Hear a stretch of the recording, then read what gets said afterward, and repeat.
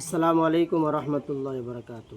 আমি তিতকুমার আলমিয়া রিচার্জ ফাউন্ডেশনের চেয়ারম্যান জনাব রুহুল কুদ্দুস সাহেব বলছি।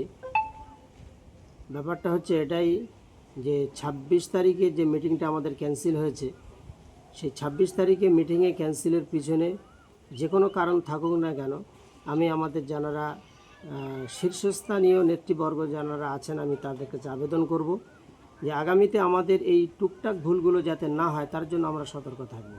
বোর্ডের যতগুলো সদস্য আছে সকলকে নিয়ে যদি আমরা প্রস্তুতি মিটিংয়ে তাদেরকে হাজির করতে পারি আর সবার কাছ থেকে রায় নিয়ে যদি আমরা একটা ডেট করতে পারি, তাহলে আমার মনে হয় মিটিংটা এটা সফল হবে।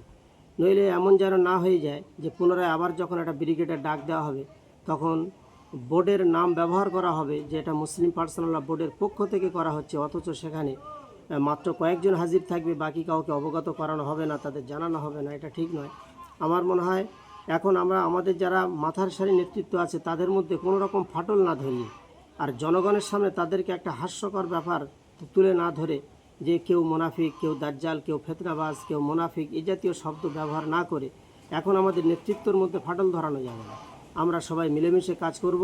আমি আশা করব মুসলিম পার্সোনাল ল বোর্ডের যখন মিটিং হবে আর তাদের ব্যানারে যখন হবে, তো তাদের যতগুলো সদস্য আমাদের পশ্চিমবাংলায় রয়েছে, আমার জানা মতে প্রায় 20-র কাছাকাছি সদস্য, তো সকলকে নিয়ে সেখানে যদি আমরা প্রস্তুতি মিটিংয়ে হাজির করে প্রথম থেকে তাদেরকে সাথে নিয়ে কাঁধে কাঁধ মিলিয়ে আমরা মিটিংটা করতে পারি, আমার মনে হয় আগামী যে ব্রিগেডটা আমাদের সামনে আসবে সেটা খুব সফল ব্রিগেড হবে বলে আমি আশা করি।